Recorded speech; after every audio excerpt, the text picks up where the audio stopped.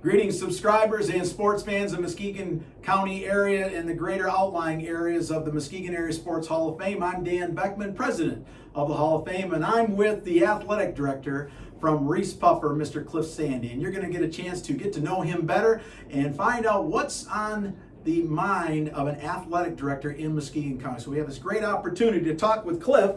And so, Cliff, thanks for making the time. This is all about you, buddy. And so good to sit down with you. And just want to start some things out because we want to get to know you better, both professionally and personally. So here's my first question to you. You've had your personal successes as an outstanding athlete, both in high school and in college. In getting to know you better, share some of your athletic highlights. Oh, man. Honored and humbled to be a part of this. I hope to keep up with both Mr. Numador and Mr. Guy from Mona Shores in Muskegon. They did an awesome job. My accolades, I don't know, I was reflecting on that a little bit, and I always used to tell my athletes, I've never been an athlete like you, right? I've only coached athletes like you, meaning I'm nowhere near as talented as or had the accolades that, say, a Jackson Whitaker or Travis Ambrose or a Caden Bulldog or Paige Anderson has here at Reese Puffer. But I'm a proud 2000 alum of Union High School, where I was a 5-sport athlete. In the fall, football was the only sport that I played. In the winter months, I wrestled and swam. And in the spring, I played baseball and tennis. And then I got a football scholarship to the university formerly known as Tri-State. It was in the NAIA when I was in school, and they're now in the Division III NCAA ranks, but I played football there. As far as my accolades, I don't know. Just love that I got 5 extra years of playing a collegiate sport, a sport I loved. Awesome. Thanks for sharing that, Cliff. Yeah.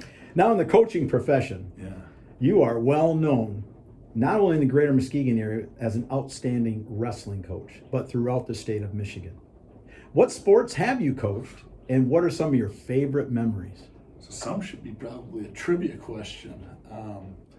I cut my teeth coaching at Coldwater High School, where I coached football, baseball, and tennis, and then went to Kennewa Hills, where I coached both football and wrestling. Taught there for a year. This was in a year when time frame where educators were laid off somewhat frequently. So it was a year at Kennewa Hills. Actually, Coldwater was my student teaching. That's when I was baseball, tennis, and football. And then I went back to Kennewa Hills, Grand Rapids, and coached with my dad and brother there. And then was laid off, went back to Coldwater and coached wrestling and football when I was there. I guess it was tennis my second stint, baseball my first stint. And then from there I was hired at Whitehall, where I coached just football and wrestling. Football was a myriad of positions. I was the varsity offensive line coach first, then transitioned into the varsity head coach for 2 years prior to Tony Sigmund, who Tony was on my staff as our JV head coach, and we knew he was destined for great things. And then I coached middle school football after that as kind of a feeder to the wrestling program, where I was the head wrestling coach for 12 years at Whitehall. As far as great memories, I don't know, we had some pretty special moments there at Whitehall. I would say our first trip to the Final Four, we made 6 trips. The first trip in 2012, that was a special moment for us.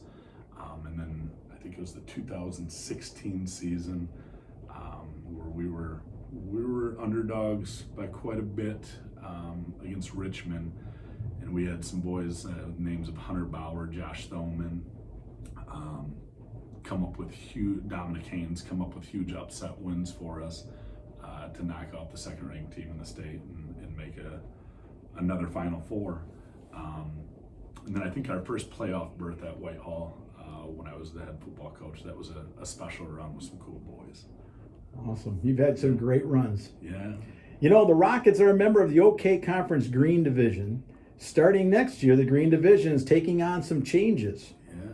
What schools will the Rockets compete with in the new Green Division? Yeah, so that's a fun process and unique process in the realignment. For me, it's a walk down memory lane, right? The three Muskegon schools, the three larger Muskegon schools will all stay together in Reese Puffer, Mona Shores, and Muskegon. And then if you head out M46, we will be playing Cedar Springs, Greenville, and Lowell. And then if you go to the Plainfield corridor, Kennewa Hills, which is fun for me. There's a placard with my dad's name and face immortalized in their stadium, and the Northview will round out our conference. That sounds like a really competitive division for the Rockets. It should be, yeah. Cliff, with all the responsibilities that an athletic director has, what's currently on the front burners of your role as athletic director here at the home of the Rockets? Man. So one thing that never leaves the front burner is the logistics. It's not my preference, but it's something that we always have to do. So it's just making sure that the ship is finely tuned and people are in the right places and the bus is going the right direction, right? But as far as a personal goal for Reese Puffer, I think we have a special thing going on here, and we want to keep growing in that. Coach Cater talked about it in his opening meeting about building a wall about this place, around this place. It's pretty special in Rocket City, and we want to keep and grow our athletes. You look at Liam Smith, a homegrown athlete who's been here since birth, getting a scholarship to Western Michigan University to play soccer.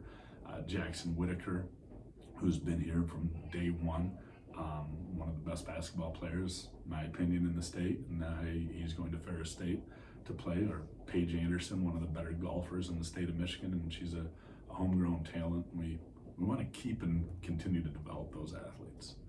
Thanks for sharing that. There's a lot of things that go on in an athletic director's role that go unnoticed, and to take on some of those logistics is quite a mounting task. Yeah. Cliff, what do you consider to be the key ingredients needed to coach high school athletes today? Oh man, love that question.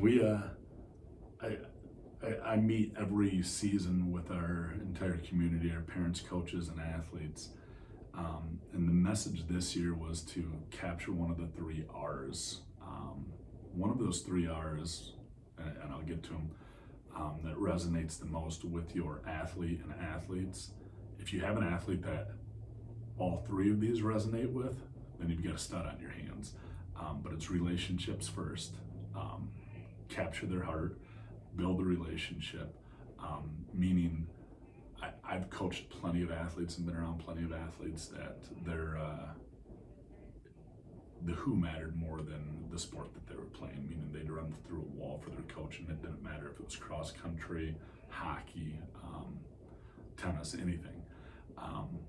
Then the next one would be their results. Some athletes are more competitive and care more about winning than anything else. Capture that, where they just want to compete day to day. They refuse to lose at anything. And then lastly, their reputation, meaning they care about what their parents think of them, the community thinks about them, Rocket City thinks about them. Like I said, all of our athletes have one of those 3 things, hopefully 2 or 3 of them. But if you're chipping away at that, I think you're doing a great job. And that I think spins into one of my favorite interview questions is kids these days. Finish that sentence. Present company aside, I think kids these days are so much tougher than any group that I've ever been around. I mean, they're not as tough as you, Mr. Beckman, but myself, what we ask of our student athletes to do in the weight room, the training facility, in the classroom, and then on the competition level is so much greater than anything that you asked me with that first question, my personal accolades. So I think it's really important to realize and appreciate all the things that they're juggling, but then celebrate the relationships, results, and reputation that they foster. Mr. Sandee, you are a special man to me, and Reese Puffer is very fortunate to have you as their athletic director, and it's evident that you build relationships with kids because I've been able to see that firsthand. We wish you the very best, and you continue in this role and lead other coaches and athletes to great successes and great lives as they enter into adulthood past Reese Puffer. Thanks for your time. We really appreciate it. Appreciate the time.